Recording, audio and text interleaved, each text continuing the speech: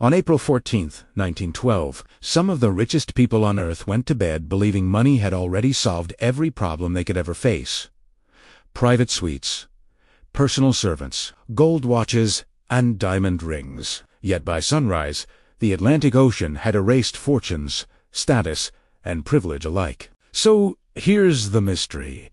If wealth buys power, protection, and influence, why did it fail so completely on the Titanic? Setting the stage background and tease at the start of the 20th century, the world was entering a new financial age. Industrial tycoons, bankers, and real estate kings controlled more wealth than many governments. Companies like White Star Line didn't just sell tickets, they sold confidence. The Titanic was marketed as practically unsinkable, a floating symbol of modern engineering and elite security. First-class tickets could cost the equivalent of $100,000 today. And many of the ship's richest passengers believed that price guaranteed safety. Among them were John Jacob Astor, one of the wealthiest men in America, Benjamin Guggenheim, heir to a mining empire, and Isidor Straus, owner of Macy's. Their presence sent a message. This ship is safe enough for us. But beneath that confidence were hidden cracks that would only reveal themselves when it was too late. Origins.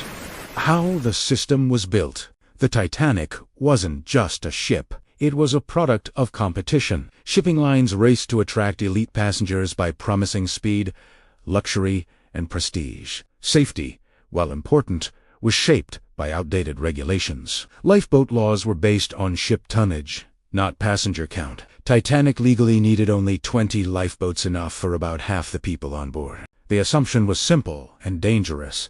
A ship this advanced would never need them all. Here's the cause and effect pattern. Confidence in technology reduced urgency for preparedness. Rise wealth and illusion of control for first-class passengers.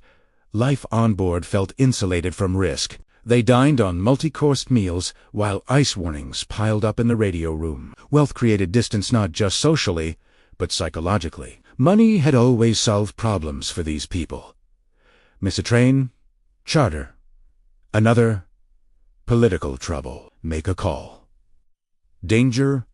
Higher protection. That illusion of control delayed fear. When the iceberg struck, many wealthy passengers didn't rush. Some refused lifeboats, convinced the situation would soon be resolved. Wealth didn't make them faster, it made them hesitant.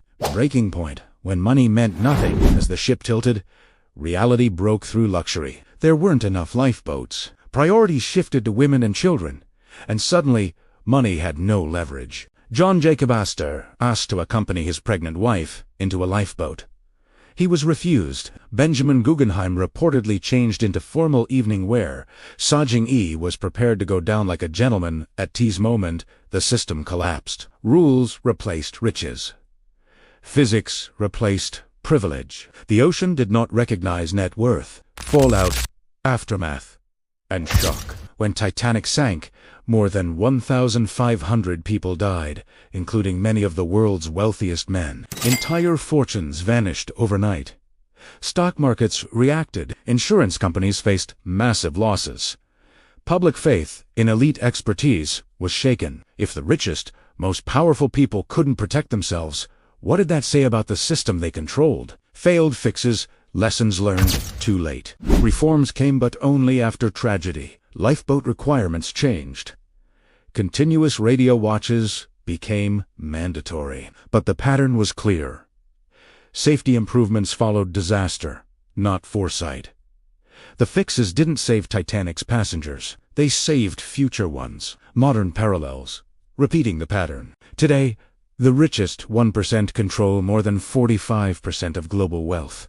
Yet modern crises tell a familiar story. Financial crashes, pandemics, and climate disasters repeatedly show that wealth reduces risk but does not eliminate it. In 2008, billion-dollar banks collapsed. During COVID-19, private jets didn't stop global shutdowns. Wildfires and floods now damage mansions as easily as modest homes. The pattern repeats. Confidence leads to shortcuts. Shortcuts lead to catastrophe. Takeaways, warning, and call to action. So what does Titanic teach us? Wealth can delay danger, but it cannot defeat Reality. Systems built on confidence instead of preparedness eventually fail. True security comes from planning for worst-case scenarios, not assuming immunity. The warning is simple but uncomfortable. The moment we believe we're untouchable is the moment we become most vulnerable. If you want more stories where history exposes the myths of power, wealth, and control, subscribe. Like the video and share your thoughts below, because the next unsinkable system may already be sailing.